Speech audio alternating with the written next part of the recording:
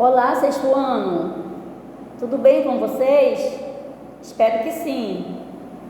Espero que a semana esteja correndo, né? Tudo bem, com muita paz na família, muita saúde, tá bom? E eu desejo a todos um bom dia, ok?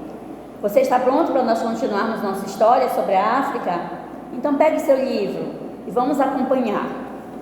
No capítulo 5, nós demos início na aula passada sobre o Império de Kush, né, os Kushitas. E nós vimos que eles formaram comunidades diversas, porque havia uma diversidade de pessoas no Império de Kush. E essa diversidade, ela era importante, né, porque muitas pessoas pensando diferente é importante para o crescimento e desenvolvimento da sociedade, né?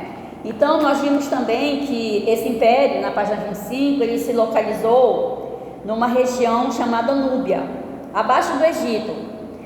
E por isso que o Egito influenciou muito o Império de Kush, tá certo? A primeira capital se chamou Napata.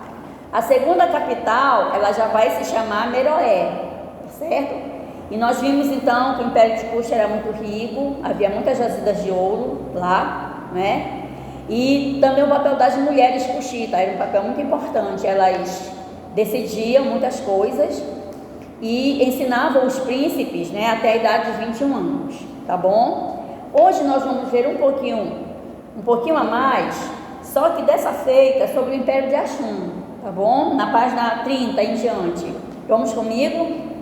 Bom, o Império de Axum, ele se localizou justamente onde hoje está a Etiópia, tá bom? A sua capital chamava-se Aksum, mas ela também pode ser chamada de Axum. Então, tanto o Império era Axum, como a capital também se chamava Axum, tá certo? Esse império, ele se localizava entre a África, a Arábia e a Índia. Era importante porque eles faziam comércio com essas localidades, né? E também algumas cidades axumitas, elas tinham um caráter cosmopolita. O que significa isso? É porque assim como os Kushitas, né, o Império de Axum, ele recebia pessoas de diversas partes da África, tá bom? Então, cosmopolita quer dizer uma população com várias culturas, né, culturas distintas. Tá certo? Então as pessoas de várias regiões também poderiam ir e morar e viver em Axum, tá bom? Olha, os historiadores, eles começaram a achar moedas, vidros, ânforas mediterrâneas. Isso mostra que essas pessoas, elas já tinham um elaborado modo de fabricação e que elas também gostavam de coisas belas. Eles encontraram, por exemplo, lamparinas de bronze, e elaborados artefatos de couro. Então mostra que eles gostavam daquilo que é belo, tá certo? Uma coisa que é muito linda e existe até os dias de hoje são aquilo que ficou conhecido como as estrelas de Axum. Esse monumento que você vê aqui bem alto, ele poderia até ter mais ou menos 30 metros de altura. E como ele era construído? Essas pedras, as estrelas de Axum, eram feitas de pedras cortadas, podiam ser pequenas, né? E aí então, a partir de uma única pedra, eles levantavam esse monumento. Aqui em cima, no cantinho, você vê o obelisco, né, do Império de Axum, na atual Etiópia. Então tem lá, né, como uma fonte histórica, tá certo? Como um monumento a ser estudado. Tá bom? Isso é muito importante. A partir do século IV, o Império de Axum, ele se desenvolveu bastante, tá bom? Se fortaleceu, houve um crescimento do comércio, houve um crescimento da população, tá certo? E aí, com o crescimento do comércio da população, começou também a crescer o poder daqueles que governavam, né? Então, os poderosos, né, aqueles que dominavam, eles começaram também a ter sua força cada vez maior, tá bom? Só que aconteceu algo interessante na página 31, lá no finalzinho. O islamismo, ele surge no século VII, tá certo? E a partir deste momento, os muçulmanos, eles começam então a disputar a região do Império de Axum, tá certo? Eles começam a disputar. E essas brigas, essas pequenas guerras, esses conflitos, fizeram com que grande parte da cultura axumita desaparecesse, tá certo? Mas, aqui na página 33, a gente vai comentar um pouquinho mais sobre as comunidades tradicionais, tá bom? Aqui fala que os axumitas, eles se desenvolviam em diversas comunidades. Elas poderiam ser chamadas até de clãs, tribos ou clãs, tá bom? E essas comunidades poderiam ser grandes ou poderiam ser pequenas. Uma coisa interessante é que os historiadores, eles não registram uma escrita no Império de Axum. Isso quer dizer que eles não desenvolveram nenhum tipo de escrita no período que eles ascenderam como um império, tá certo? E também fala que lá havia conflitos entre essas tribos.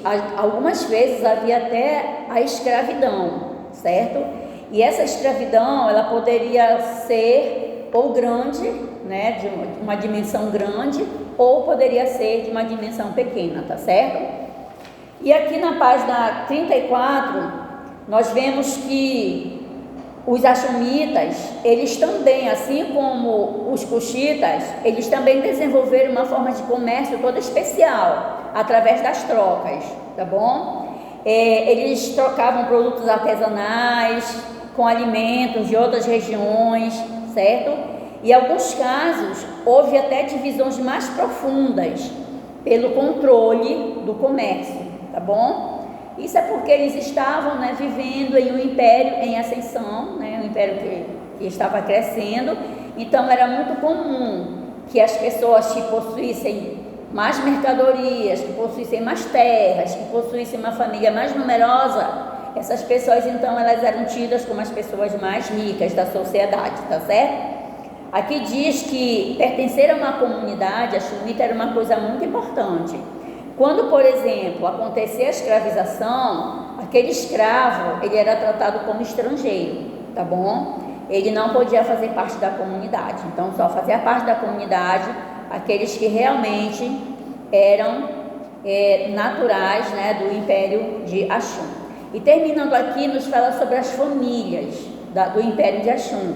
Elas poderiam ser família nuclear, formada por pai, mãe e filhos, e também poderia ser família extensa ou de linhagem, que incluía avós, tios, sobrinhos, primos e netos, tá bom? Os adultos, eles tinham a responsabilidade de sustentar os idosos e as crianças, tá? Os idosos eram muito respeitados, eles passavam para as crianças toda a sua experiência, tá bom? Eles realizavam também rituais de iniciação dos mais jovens, dirigiam os cultos religiosos, certo? E as crianças, por sua vez, elas estavam sempre prontas a aprender as histórias e as experiências dos seus antepassados, tá bom? E a transmissão dessas histórias era feita por meio da fala, porque, como nós mencionamos novamente, não havia escrita, tá certo? Então, gente, o Império de Axum, no Império de Axum foram encontradas muitas jazidas de ouro, né? Muito encontradas. E aqui no Império